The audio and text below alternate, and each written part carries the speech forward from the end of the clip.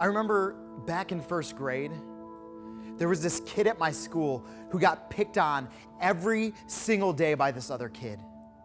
And I remember watching this happen from a distance, from far off, and I just thought to myself, there's got to be something that we can do to stop this from happening. Somebody needs to step in and do something. But what can I do? And then I remember one particular day, I saw this one kid push that kid down into the ground. And he started picking up rocks and pebbles from the playground. And he started shoving them into this kid's eyes. And I could just hear him crying and screaming in pain as he was putting these rocks in his eyes. And I was like, all right, I've had enough of this. I can't take this anymore. There was something inside my heart that just twisted and hurt and broke for that kid who was getting picked on. So I did what any first grader would do. I went and told. I told the teachers exactly what was happening. And that bully got in trouble, and he had to be watched after and made sure that he wouldn't pick on that kid anymore. But you see, there was something inside me that knew that that situation wasn't right. My heart twisted and broke for it, and I knew that somebody had to do something, so I thought, I'll be the one to do something about it. Well, we're gonna see how this same concept and scenario plays out for Brandon in this week's episode of Roommates. What are you doing here? I needed a place to stay, and your mom and my mom got together, and they decided I could bunk up here until I got my game going. Mom, he can't stay with me. He can and he will. He's a total freak. He's your cousin. He's your family. And you better start treating him like that. Oh, sorry. It's no problem. What's up, mid-high coolios? Matty here with your weekly update of what's cool and what's totally lame. Your regular host Brandon is out getting his hair cut or buying some new clothes or something like that. So we're rocking it Matty style today. Now I'm all about keeping it real. It doesn't get any realer than this. 1999 vintage JanSport backpack. I've carried this thing with me from middle school, high school, 3 years of college, and many road trips. Now you think about that the next time you're at the mall checking out the latest in book bag fashion. Don't be fooled by labels, folks. Sometimes the ugliest is the best.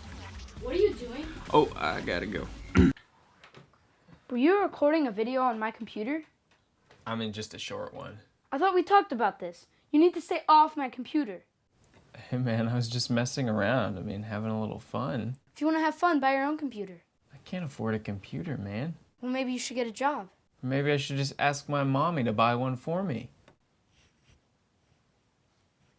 Hey man, I didn't mean that. I understand. Your computer show is your thing. It's important to you. I won't make fun anymore. I'm gonna go check on something in the kitchen.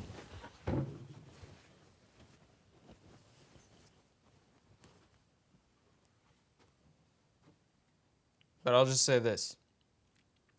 There's no point in talking to the world unless you have something to say.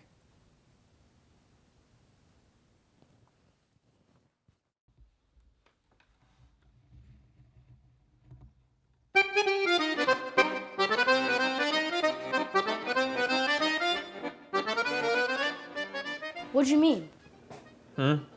What'd you mean when you said, there's no point in talking to the world unless you have something to say? Means what it means, man. Why'd you say that to me? Look, man, I see you do these webcasts, and you work so hard on them. I mean, you write your notes, practice what you're gonna say, you make sure your hair is perfect before you hit record, but you talk about nothing. I talk about whatever people want to hear about.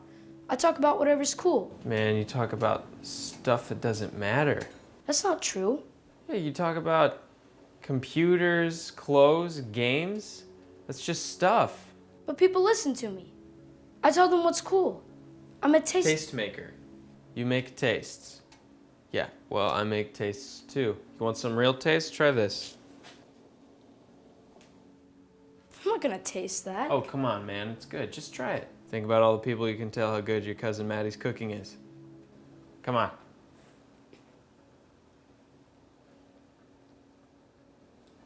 It's really good. That's right, Matty's Ratatouille, best in the land. I'm like the rat in the cartoon, mixing and matching ingredients till I get it right. It's awesome, huh? Let's get a bowl. This really is good. I know. It's kind of my specialty. So you're like a real chef? Yep. Whoa. Kind of. I've only had one real chef job. What was it? Right out of culinary school, I got a job as a line chef at this fancy restaurant downtown in a hotel. At first it was great. I was learning a lot, getting better at my craft, but it just wasn't right. Why not? Well, they kept skimping on the ingredients. I mean, all they cared about was the food cost, how much money they made on each plate. And this is the kind of place that charges like $12 for asparagus. They didn't need the money, they just didn't care about the food, man. Man, that made me mad. What'd you do? I walked. Yep, just turned in my apron, said I'm not gonna work for a place that sacrifices quality for cost. Zip, out the door. But now you don't have a job. I'll find another one. One I can really pour myself into. One that cares about giving the best quality food to anybody, not just people with fat wallets. It's a holy discontent, man. You know, that thing inside of you that really burns, gets under your skin, that you can't get past until you go out there into the world and fix it. You know, I think God does that to people. I mean, for me, it's food. I mean, you know where I got the ingredients for this ratatouille? No, where? Got it in the dumpster, man. No. Chill, bro. Not the trash. I got this friend. He works at the food trader downtown. Every day they have to throw out all the produce, whether it's good or bad. So I have him set some of it aside for me, and every night around closing time I come and I get it from him. It's totally legal, I promise. Okay. It's just a shame, you know, man. There's so much good stuff out there people can't have because there's nobody willing to get off their tails and give it to them. It burns me up. What's your burn, man? What's my what? Your righteous burn. What's out there in the world that drives you so crazy that you just have to go do something about it? I don't know. Nothing, I guess. It'll come to you. Don't worry. God's got a whole story that you'll fit right into. Just stick around.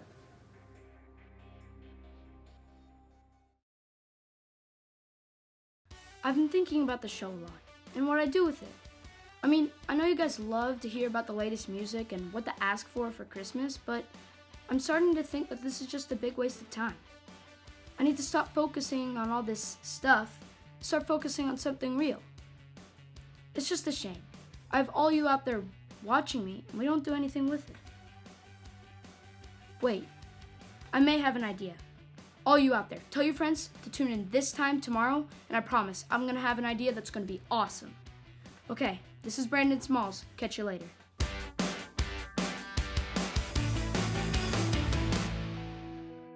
In this episode, Brandon was trying to figure out what his righteous burn was, what that thing that he could be about was, that thing that wasn't right in the world that he could do something about, and he was left questioning that and wondering that and trying to figure that out. As I was talking about in the opening story about that kid getting picked on, when I was in first grade, that became my righteous burn. I saw something that was wrong and I knew I had to do something about it. That's what a righteous burn is. That's what it's all about. It's something that you see, something in your schools, something in your families, something with your friends, something in your neighborhood or your community, or even in this world that you know isn't right, and it stirs you inside, and you go, somebody needs to do something about it. Well, guess what? If you have that righteous burn in you, you can do something about it. You can be the one to change things and make a difference. Maybe for you, your righteous burn is at school. You see kids getting picked on. Maybe your righteous burn is to confront the bully, or to go tell a teacher, or maybe it's to love and make sure that the person getting picked on is okay. Maybe your righteous burn is in your family. It's for your siblings who argue and fight all the time, that you can be the one to stop the fighting and be the peacemaker and help them get along. Maybe your righteous burn is with your parents. Instead of arguing with them, you help them out when they need your help. Maybe your righteous burn is with your friends who are going through a hard time in their life. You can be there to help them. Maybe your righteous burn is something in your communities. You see homeless people around and you think there's got to be something we can do, and you try and raise money. Or maybe it's something across seas. You see something going wrong in the world and you think to yourself, when I get a little bit older, I'm going to do something about that. What's your righteous burn? What's that one thing that you want to change? Look at what it says in the Bible. Ephesians 2:10. God has made us what we are. In Christ Jesus, God made us to do good works, which God planned in advance for us to live our lives doing.